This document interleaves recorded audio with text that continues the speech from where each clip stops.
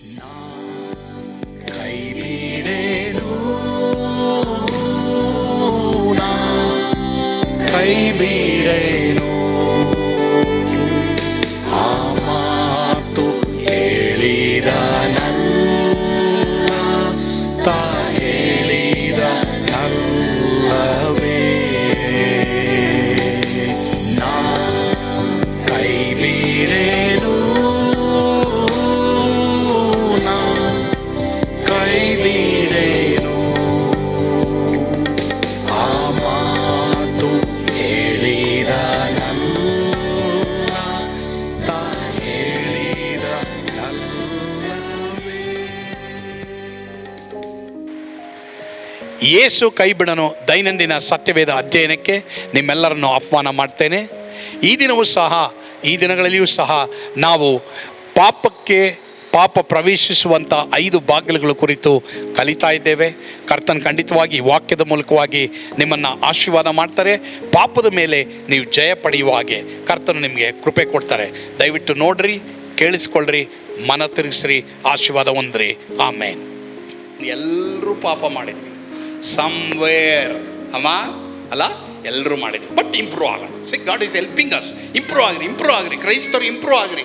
ದಾನಿಯೇಲನ ಥರ, ಯೋಸೆಫನ್ ಥರ ಪರ್ಫೆಕ್ಟಾಗಿ ಮಾಡಿ. ಯಾರು ನೋಡ್ತಾರೆ ಯಾರು ನೋಡೋರು ಅದೆಲ್ಲ ನನಗೆ ಬೇಕಾಗಿಲ್ಲಪ್ಪ, ಕರೆಕ್ಟಾಗಿ ಪರ್ಫೆಕ್ಟಾಗಿ ನಾನು ಮಾಡ್ತೀನಿ ಅಂತ ತೀರ್ಮಾನ ಮಾಡಿ ನೋಡು. ನಿನಗೆ ಘನ, ನಿನಗೆ ಮಾನ, ಮೂರನೇದಾಗಿ ನಿನಗೆ ಮನಃಶಾಂತಿ ದೇವರು ಕೊಡ್ತಾರೆ. ಎಸ್. ಎರಡನೇ ಬಾಗಿಲು ಖಂಡಿಸೋದು ಬೇರೆ, ಬೈಯೋದು ಬೇರೆ. ಸರಿ, ಇದಕ್ಕೊಂದು ವಾಕ್ಯ ಓದ್ಬಿಡ್ರಿ. 3 ವಾಕ್ಯ ಇದೆ ಇದಕ್ಕೆ, ಈ ಪಾಯಿಂಟ್ಗೆ. ನಾವೆಲ್ಲರೂ ತಪ್ಪಿದ್ದೀವಿ, ನಿಜನಾ? ಒಪ್ಕೊಳ್ತೀರಾ? ಅದಕ್ಕೆ ದೇವರು ಹೇಳಿದ್ದು ನಾವೆಲ್ಲ ಪಾಪ ಮಾಡಿದ್ದೀವಿ ಅಂತ. ಮತ್ತೆ ಯಾಕೆ ಒಬ್ರನ್ನೊಬ್ರು ಕೀಳಾಗಿ ನೋಡ್ತೀರಾ? ಯಾಕೆ ಒಬ್ರಿಗೊಬ್ರು ಮುಖ ತಿರ್ಸ್ಕೊಳ್ತೀರಾ? Why? What is that? Why? ನಾವೆಲ್ಲರೂ ಪಾಪ ಮಾಡಿದೀವ. ಅದಕ್ಕೊಬ್ರು ಏನೋ ಟೊಮೆಟೊ ಥರ ಮುಖ ತಿರ್ಸ್ಕೊಳ್ಳೋದು, ಹಾಗಲಕಾಯಿ ಥರ ಮುಖ ತಿರ್ಸ್ಕೊಳ್ಳೋದು. ಏನದು? ಮುಖ ತಿರ್ಸ್ಕೊಳ್ಬೇಡ. ನಿನ್ನಂತೆ ನರನಾಗಿರುವ ಯಾವನಿಗೆ ಆಗಲಿ ಮುಖ ತಿರ್ಸ್ಕೊಳ್ಬೇಡ. ఉండేవాళ్ళ అంతను పాపిలో పాపం చేసిండే వాళ్ళు. మేము నడిచేదంతాను నేను ఎట్లా ఇట్లా నడుస్తావో. 3 ವಾಕ್ಯ ಓದ್ರಿ ಈಗ, ಸರಿನಾ? James 3:1 and 2. ಸ್ತ್ರೀಯರಲ್ಲಿ ನೆಕ್ಸ್ಟ್ ಪರ್ಸನ್ ಓದಮ್ಮ. ನನ್ನ ಸಹೋದರರೇ, ವೆರಿ ಗುಡ್. ಬೋಧಕರಾದ ನಮಗೆ ಕಠಿಣನಾದ ತೀರ್ಪು ಆಗುವುದೆಂದು ತಿಳಿದುಕೊಂಡು ಬಹುಮಂದಿ ಬೋಧಕರಾಗಿರಬೇಡಿರಿ. ಅನೇಕ ವಿಷಯಗಳಲ್ಲಿ ನಾವೆಲ್ಲರೂ ತಪ್ಪು ಮಾಡುವುದುಂಟು. ಒಬ್ಬನು ಮಾತಿನಲ್ಲಿ ತಪ್ಪದಿದ್ದರೆ ಅವನು ಶಿಕ್ಷಿತನು, ತನ್ನ ದೇಹವನ್ನೆಲ್ಲ ಸ್ವಾಧೀನಪಡಿಸಿಕೊಳ್ಳುವುದಕ್ಕೆ ಸಮರ್ಥನೂ ಆಗಿದ್ದಾನೆ. Very good. ಮಾತಿನಲ್ಲಿ ನಾವು ತಪ್ಪುತ್ತೀವಿ ಅಂತ ಬರ್ತೀವಿ. ಮ್ಯಾಥ್ಯೂ 12:37, ಮತ್ತಾಯ 12:37. ನಿನ್ನ ಮಾತುಗಳಿಂದ ನೀತಿವಂತನೆಂದು ತೀರ್ಪು ಹೊಂದುವಿ, ನಿನ್ನ ಮಾತುಗಳಿಂದಲೇ ಅಪರಾಧಿ ಎಂದು ತೀರ್ಪು ಹೊಂದಿವಿ ಅಂದನು. ವಾ, ಮಾತು. ಎಲ್ಲರೂ ತಪ್ಪಿದ್ದೀವಲ್ಲಮ್ಮ, ಇವತ್ತು ಒಪ್ಕೋಬೇಕು. ಸರಿ ದೇವರೇ, ನಾನು ತಪ್ಪಿಟ್ಟೆ, ನನ್ನ ಕ್ಷಮಿಸು ದೇವರೇ. ಈಗ ದೇವರೇ, ನಾನು ಸ್ವಲ್ಪ ಇಂಪ್ರೂವ್ ಆಗಬೇಕು. ಹೋದ ತಿಂಗಳು 10%, ಈ ತಿಂಗಳು ಸ್ವಲ್ಪ 20% ಇಂಪ್ರೂವ್ ಆಗ್ರಿ. ಹೇಳ್ರಿ ದೇವರಿಗೆ. ಸರಿ, 3ನೇ ವಚನ ನೋಡಿ ದಯವಿಟ್ಟು. ಮತ್ತಾಯ 15:10-11. ಆಮೇಲೆ ಯೇಸು ಜನರ ಗುಂಪನ್ನು ಹತ್ತಿರಕ್ಕೆ ಕರೆದು ಅವರಿಗೆ ಕಿವಿಗೊಟ್ಟು ಕೇಳಿರಿ, ತಿಳಿದುಕೊಳ್ಳಿರಿ. ಬಾಯೊಳಗೆ ಹೋಗುವಂಥದ್ದು ಮನುಷ್ಯನನ್ನು ಕೊಲೆ ಮಾಡುವುದಿಲ್ಲ, ಬಾಯೊಳಗಿಂದ ಹೊರಡುವಂಥದ್ದೇ ಮನುಷ್ಯನನ್ನು ಕೊಲೆ ಮಾಡುವುದು ಎಂದು ಹೇಳಿದನು. ಸರಿ, ಎಲ್ಲರೂ ಗಮನ ಇಡಿ. ಮಾತು, ವರ್ಡ್ಸ್, ಎಲ್ಲರೂ ತಪ್ಪಿದ್ದೀವಿ. ಇವತ್ತು ಪಶ್ಚಾತ್ತಾಪ ಪಟ್ಟು, ದೇವರೇ ಇನ್ಮೇಲೆ ನನ್ನ ಸರಿಪಡಿಸು ದೇವರೇ ನಾನು ಇದರಲ್ಲಿ ಪಾಪ ಮಾಡಿಬಿಟ್ಟಿದ್ದೀನಪ್ಪ, ನನ್ನ ಕ್ಷಮಿಸು ದೇವರೇ ಅಂತ ಕೇಳ್ರಿ. ಹೆಂಗೆ ತಪ್ಪಿದ್ದೀವಿ ನಾವು? ಮಾತನಾಡೋದು ಹೆಂಗೆ ತಪ್ಪಿದ್ದೀವಿ? ಎಲ್ಲರೂ ಗಮನ ಇಡಿ. ನಿನ್ನ ಮಗ ಪಕ್ಕದಲ್ಲೇ ಇದ್ದಾನೆ, ನೀನು ಅಲ್ಲೇ ಇದೆಯಾ, ಯಾರೋ ಫೋನ್ ಮಾಡಿದ್ರು, ನಿನ್ನ ಮಗನಿಗೆ ಹೇಳ್ಕೊಡ್ತಾ ಇದೆಯಾ ಅಂತ ಗೊತ್ತಾ? ಇಲ್ಲ ಅಂತ ಹೇಳ್ಬಿಡು. ರೈಟಾ? ತಪ್ಪಿಟ್ಟೆ, ಫಿನಿಶ್ ಹೋ ಜಾಯೇಗಾ. ಸರಿ, ನೆಕ್ಸ್ಟು. ನೀನು ಇರೋದು ವಿಧಾನಸೌಧದಲ್ಲಿ, ನೀನು ಹಿಂದ್ಗಡೆ ನಿನ್ನ ಮಗಳು ಕೂತ್ಕೊಂಡಿದ್ದಾಳೆ, ಬೈಕಲ್ಲಿ ಬರ್ತಾ ಇದ್ದಾಳೆ, ಯಾರೋ ಫೋನ್ ಮಾಡಿಬಿಟ್ರು ನಿನಗೆ ಆಗದೆ ಇರೋರು. ಎಲ್ಲಿದ್ಯಪ್ಪ? ಕಾಸು ಕೊಡಬೇಕು ಅದಕ್ಕೆ. ಎಲ್ಲಿದ್ಯಾ ನೀನು? ಇರೋದು ಇಲ್ಲಿ ಕಮ್ಮನಹಳ್ಳಿಯಲ್ಲಿ. ನೀನು ಹೇಳ್ತಾ ಇರೋದು ನಿನ್ನ ಮಗನಿಗೆ ಹೇಳ್ಕೊಡ್ತಾ ಇದೆಯಾ ವಿಧಾನಸೌಧದಲ್ಲಿ ಅಂತ ಹೇಳು. ಇನ್ನು ಎಷ್ಟೊತ್ತಾಗುತ್ತೆ ಬರೋದು? ಕಮ್ಮನಹಳ್ಳಿಯಿಂದ ಇಲ್ಲಿ ಬರೋಕ್ಕೆ ಎಷ್ಟೊತ್ತು?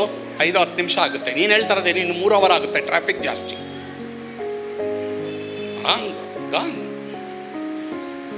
ನನ್ನ ದೇವರು ಇದರಿಂದ ಬಿಡುಗಡೆ ಮಾಡಿದ್ರು. ನಾನೇನು ಹೇಳ್ತೀನಿ ಗೊತ್ತಾ ಮಕ್ಕಳಿಗೆ? ಭಾಳ ಸಿಂಪಲ್. ಅಪ್ಪ ಇದ್ದಾರೆ ಅಂತ ಹೇಳು, ಏನೋ ಕೆಲಸ ಮಾಡ್ತಾ ಇದ್ದಾರೆ ಅಂತ ಹೇಳು, ಆಮೇಲೆ ನಾನು ಫೋನ್ ಮಾಡ್ತೀನಿ ಅಂತ ಹೇಳು. ಸಿಂಪಲ್. ಇದರಲ್ಲಿ ಇಂಪ್ರೂವ್ ಆಗುತ್ತೆ. ಎಲ್ಲರೂ ತಪ್ಪಿದೀವಲ್ವಮ್ಮ? ಯಾರು ಆ ಥರ ಹೇಳಲೇ ಇಲ್ಲ ಅನ್ನೋರು ಒಂದು ಅಲ್ಲೆಲ್ಲೂ ಹೇಳ್ಬಿಡಿ, ಬರಲ್ಲ. ಇನ್ನು 3 ದಿನ ಆದರೂ ಅಲ್ಲೆಲ್ಲೂ ಆಚೆ ಬರಲ್ಲ. ಎಲ್ಲರೂ ತಪ್ಪಿದೆ. ಸರಿ, ಇದರಲ್ಲಿ ತಪ್ಪಿದ್ರೆ ಭಯಪಡಬೇಡಿ. ಸ್ವಾಮಿ ಇನ್ನು ಮೇಲೆ ನಾನು ಸರಿ ಹೋಗ್ತೀನಿ ದೇವ್ರೆ. ಎಲ್ಲ ಗಮನ ಇಡಿ. ನಾನು ನಂಬ್ತೀನಿ ಪ್ರಿಯರೇ, ಈ ಒಂದು ವಾಕ್ಯದ ಮೂಲಕ ನೀವು ಆಶೀರ್ವದಿಸಲ್ಪಟ್ಟಿದ್ದೀರಿ. ಪಾಪಕ್ಕೆ ಪಶ್ಚಾತ್ತಾಪ ಪಟ್ಟಿರಿ ಎಂಬುದಾಗಿ. ಯಾಕಂದರೆ ಪಾಪ ಅನ್ನೋದು ನಮ್ಮನ್ನು ನರಕಕ್ಕೆ ಕರ್ಕೊಂಡು ಹೋಗ್ತದೆ ಪ್ರಿಯರೇ. ಆದರೆ ಅದಕ್ಕೆ ಪಶ್ಚಾತ್ತಾಪ ಪಟ್ಟು ಅದನ್ನು ಬಿಟ್ಬಿಡುವಾಗ ಖಂಡಿತವಾಗಿ ಯೇಸು ಸ್ವಾಮಿ ನಮ್ಮ ಸಕಲ ಅನೀತಿಯನ್ನು ಪರಿಹರಿಸಿ ನಮ್ಮನ್ನು ಶುದ್ಧಿ ಮಾಡಿ ನಾವು ಮುಂದಿನ ದಿನಗಳಲ್ಲಿ ಪಾಪದ ಮೇಲೆ ಜಯ ಪಡೆಯುವಾಗೆ ಆತ ನಿಮಗೆ ಕೃಪೆ ಕೊಡ್ತಾರೆ. ಒಂದು ವೇಳೆ ಪಾಪದಲ್ಲಿ ಬಿದ್ದು ಹೋಗಿ ಅದರಲ್ಲಿ ಜಯ ಪಡೆಯೋಕ್ಕೆ ಆಗದೇ ಇರುವಂಥ ಯಾರೇ ಇರ್ಬೋದು, ಈಗ ನೀವು ನನ್ನೊಂದಿಗೆ ಪ್ರಾರ್ಥನೆ ಮಾಡಿ ಕರ್ತನ ಖಂಡಿತವಾಗಿ ನಿಮ್ಮನ್ನು ಆಶೀರ್ವಾದ ಮಾಡ್ತಾರೆ. ಪ್ರಾರ್ಥಿಸೋಣವಾ? ಪರಮ ಪ್ರೀತಿಯುಳ್ಳ ತಂದೆಯಾದ ದೇವರೇ, ಇವತ್ತು ಯಾರ್ಯಾರು ಹೌದು ನಾನು ಪಾಪಿ, ನಾನು ಪಾಪ ಮಾಡಿ ನಾನು ಬಿದ್ದು ಹೋಗಿದ್ದೇನೆ, ನನಗೆ ಬಿಡುಗಡೆ ಆಗ್ತಾ ಇಲ್ಲ ಎಂಬುದಾಗಿ ಯಾರ್ಯಾರು ಪರಿತಪಿಸಿ ನಾನು ಬೇಡ್ತಾ ಇದ್ದಾರೋ, ಹೌದಪ್ಪ ನಿನ್ನ ವಾಕ್ಯದಲ್ಲಿ ಬರೆದಿದೆ, ನಾವು ನಮ್ಮ ಪಾಪಗಳನ್ನು ಒಪ್ಪಿಕೊಂಡು ಅರಿಕೆ ಮಾಡಿದರೆ ನೀವು ನಂಬಿಗಸ್ತನು ನೀತಿವಂತನೂ ಆಗಿರುವುದರಿಂದ ಸಕಲ ಅನೀತಿಯನ್ನು ಪರಿಹರಿಸಿ ನಮ್ಮನ್ನು ಶುದ್ಧಿ ಮಾಡ್ತೀನಿ ಎಂಬುದಾಗಿ. ಅದೇ ರೀತಿ ನಿನ್ನ ಮಕ್ಕಳೆಲ್ಲರನ್ನು ಶುದ್ಧಿ ಮಾಡಪ್ಪ. ಸ್ತುತಿ ಘನ ಮಾನ ಮಹಿಮೆ ನೀವೊಬ್ಬರೇ ಹೊಂದಿಕೊಳ್ಳ್ರಿ ಸ್ವಾಮಿ. ಯೇಸುವಿನ ಹೆಸರಿನಲ್ಲಿ ಪ್ರಾರ್ಥಿಸ್ತೇವೆ ದೇವರೇ, ಆಮೇನ್. God bless you. ಸ್ವರ್ಗದ ಆನಂದ ನಿಮ್ಮೆಲ್ಲರನ್ನು ತುಂಬಿ ತುಳುಕಲಿ. ಆಮೇನ್.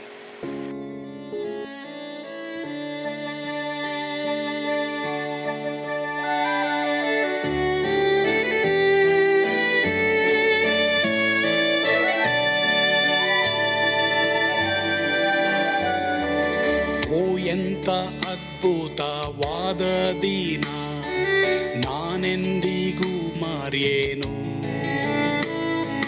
ಪಾಪಂಧಕಾರದೊಳ್ ಅಲೆದೇನ, ರಕ್ಷಕನ ಕಂಡೇನು. ಕೋಮಲ ಕರುಣೆಯುಳ್ಳ ಯೇಸು ಎನ್ ಕೊರತೆ ನೀಗಿದ. ಕತ್ತಲೆ ಹೋಯಿತು, ಜ್ಯೋತಿಯು ಮೂಡಿತು, ನಾನೀಗ ಧನ್ಯನಾದೆ. ಸ್ವರ್ಗದ ನಂದ ಎನ್ನಾತ್ಮ ತುಂಬಿತು, ಶಿಲುಬೆನಾಗ ಎನ್ ಸ್ವಸ್ಥ ಕೈದನು. ಎನ್ ಪಾಪ ತೋಳೆದ, ಈರುಳ ದಿನಕ್ಕೆ ತಿರುಗಿದ. ಸ್ವರ್ಗದ ನಂದ ಎನ್ನಾತ್ಮ ತುಂಬಿತು.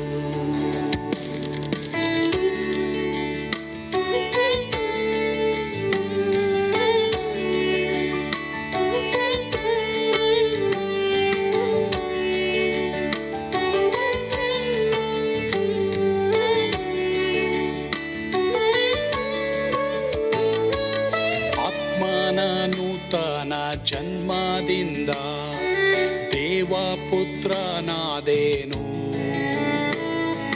ನೀತಿ ನಿರ್ಣಯವ ಹೊಂದಿದೇನು, ಭಾಗ್ಯವಂತನಾದೇನು.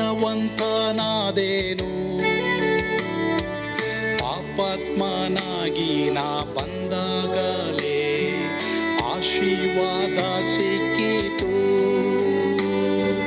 ಕೃಪೆಯ ಮೂಲವೇ ರಕ್ಷಣೆ ಹೊಂದಿದೆ, ಸುನಾಮ ಕೊಂಡಾಡುವೆ.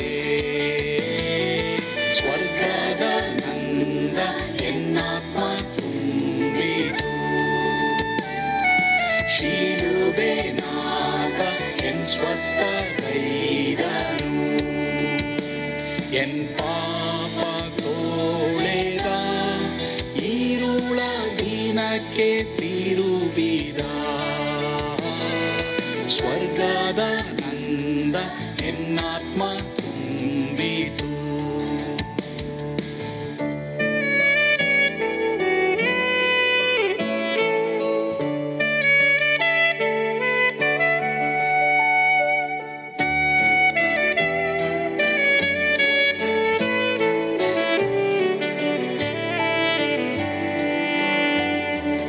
ಅನಂತ ನಿರೀಕ್ಷೆ ಏನಾಗಿದೆ, ಕಾಲವು ತೀರಲಾಗಿ